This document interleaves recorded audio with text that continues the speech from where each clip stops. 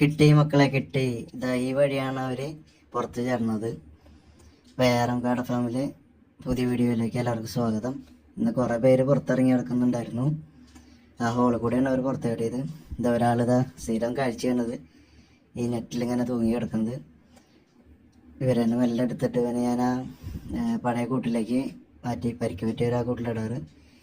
ഈ പച്ചനെറ്റ് ആദ്യം ഉപയോഗിച്ചത്, പിന്നെയാണ് കിടന്നിട്ട് ഉപയോഗിച്ചത്. പിന്നെ എല്ലാ പാത്രത്തിലും തീറ്റ നിറച്ച് സെറ്റാക്കി.